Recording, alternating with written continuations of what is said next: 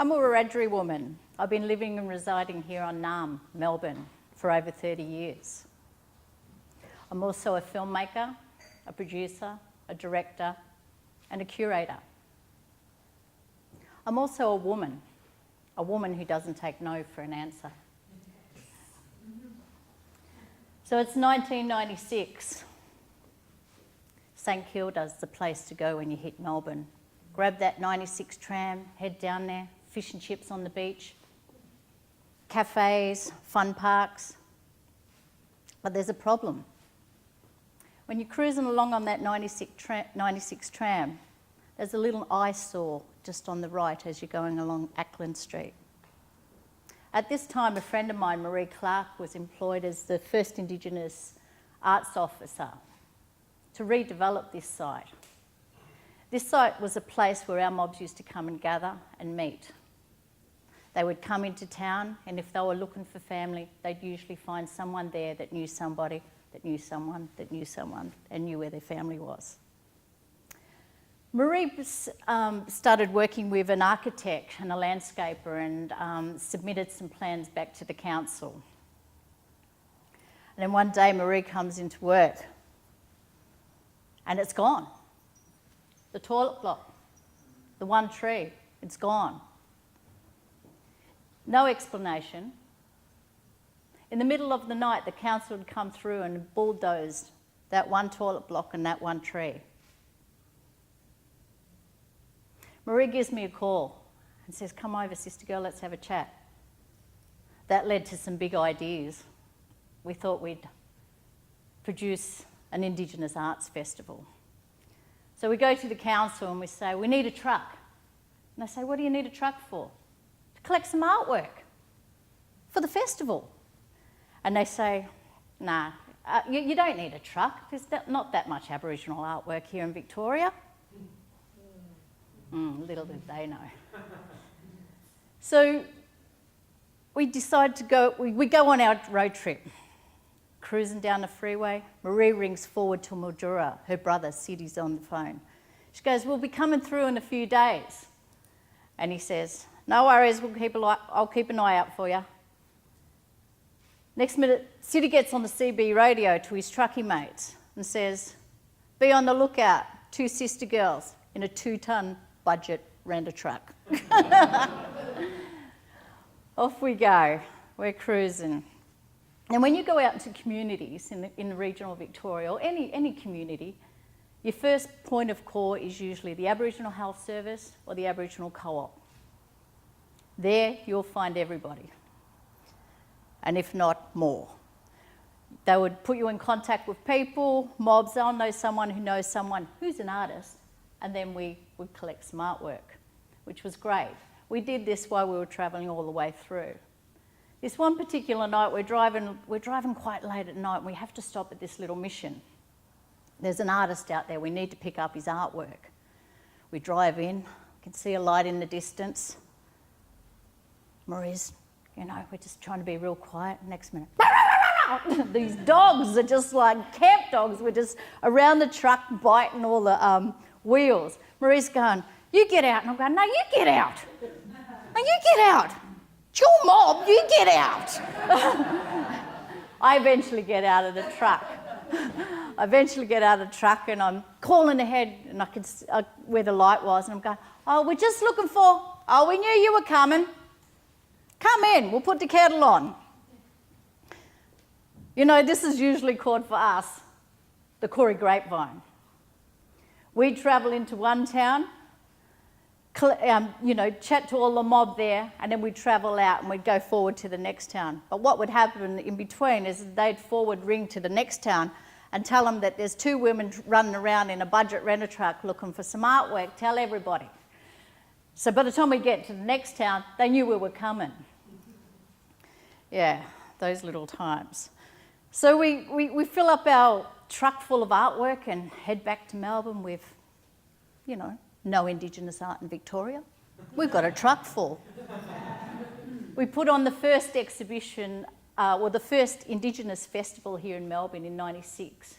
It was called We Erie, We Homeborn, We of This Land. It was 5 exhibitions, and one of them was the first Indigenous curated one at NGV in Victoria. Now fast forward 5 years. It's Fitzroy. There's art everywhere. There's galleries, there's cafes, there's pub. And the must thing to do on the weekend is gallery hop. Get around and see as much art as you can. I look around and I go, wow, well, why aren't we exhibiting our art? So I go, a friend of mine gave us permission to use the space. I then go and put an application into the council to set up just a small Indigenous art space at that time. There was only 2 rooms. Next minute. We object. Isn't it enough that you live a butt to the Aboriginal Health Service? Oh, but it's okay for you to have an artwork on an easel on display in the front of your house. Oh, but it's a private gallery. Overturned by the council, off to VCAT we go. Now that's a place of rejection. Poorer for it, I go back to the grind. I'm travelling down Punt Road one day. It's peak hour, traffic comes to a halt. I'm just staring into nowhere, but realise I'm staring at these street banners. And I'm like, why haven't we got a place for our Aboriginal art, like for us to display art? Little bit of research. Oh, so-called public art. Ooh, I haven't heard of that before. So this led me to write up a couple of applications at that time, and the first public art project I got to do was celebrating 7 Victorian Indigenous artists. Guess what it was? It was those street banners. We had now a set of street banners. These street banners still fly continuously today.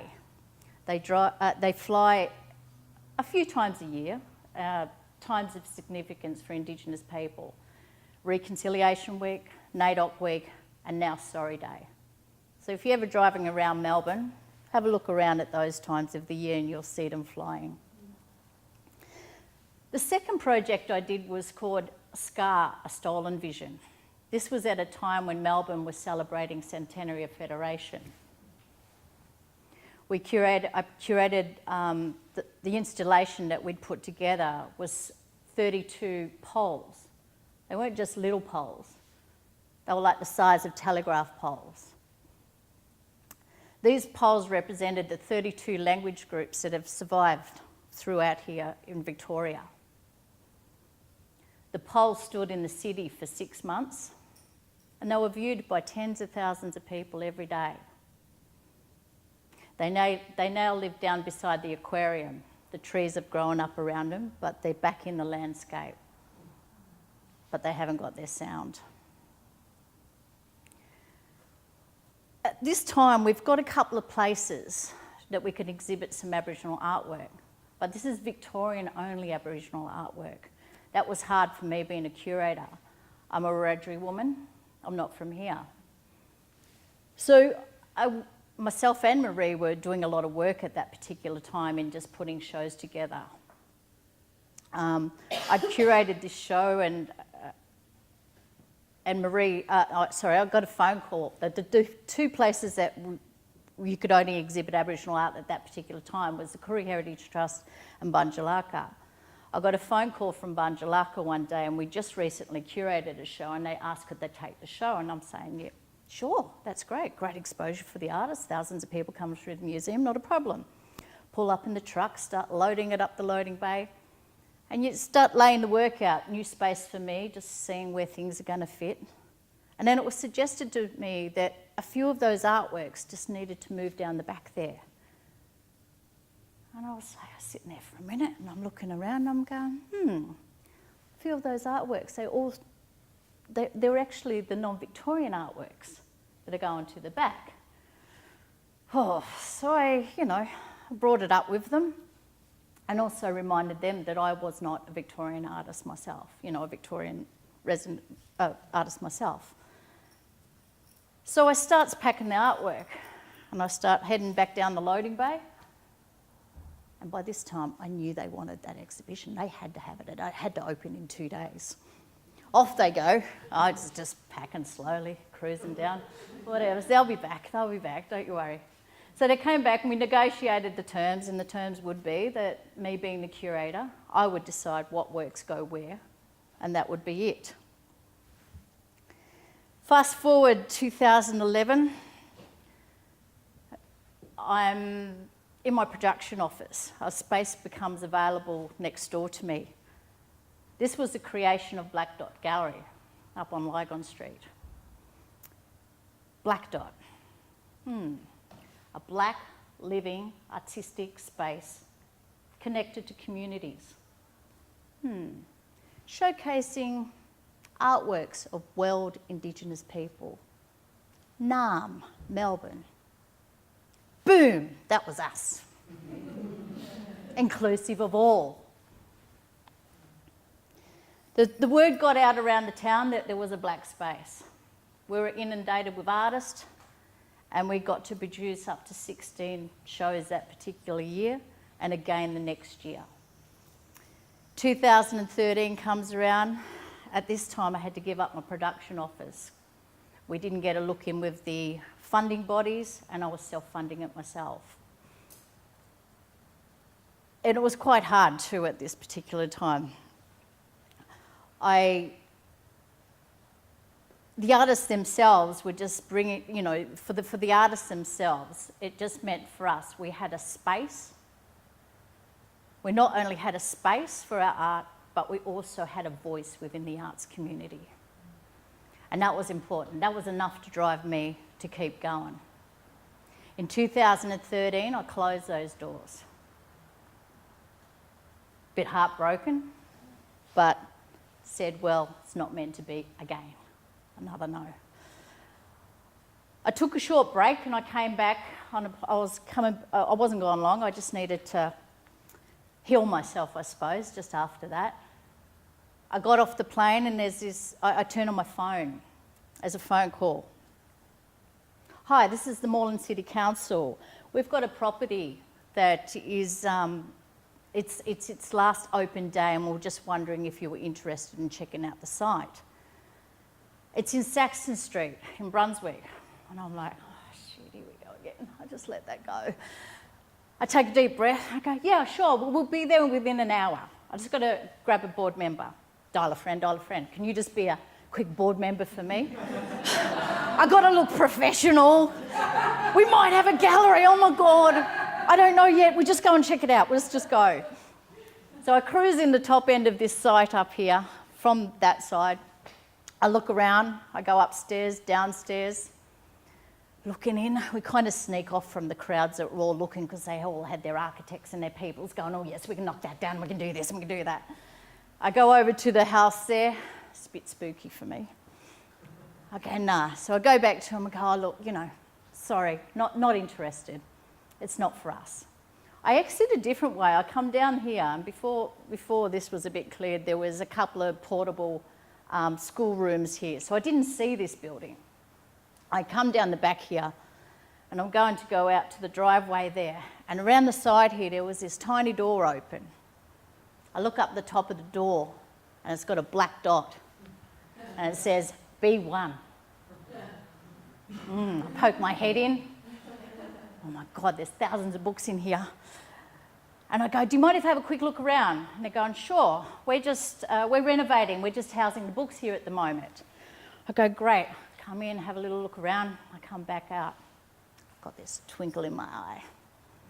Franny, that's Blak Dot. Oh my God, we've got to have this building. I run back up to the council members and I says, look, we're not interested in that up there, but we're interested in that little building just around the back there, you know, just that little one down the back there. And they go, oh, the stables. And I said, yeah, or whatever, that one down there. They said, no, it's not on the tender. I'm like, shit, all right. So, okay, well, thanks for your help anyway. And we head off for a coffee. About 20 minutes later, I get a phone call from the council person again. You know how we said it's not on the tender? Well, it's not on the tender, but if you write up a proposal and you're willing to put it in, then we'll, not saying that we'll consider it, but, we'll go there. Just put it in, just put a proposal in. All right. So head down, bum up, riding away, oh my God, home. What's this mean? Oh my God. I didn't even think about renovating the space at that time. It was about getting the building, yeah? It was about getting a space for us.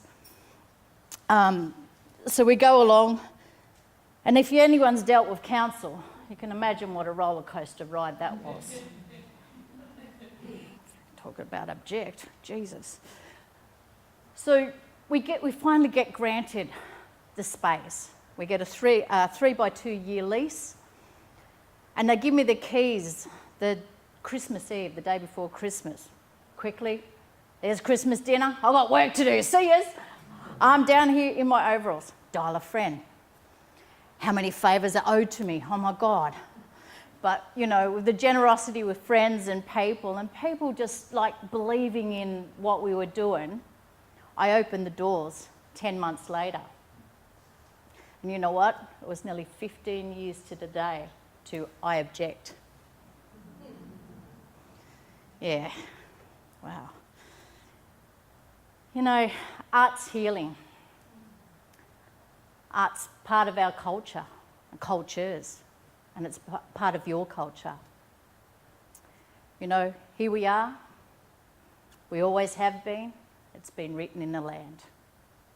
Thank you.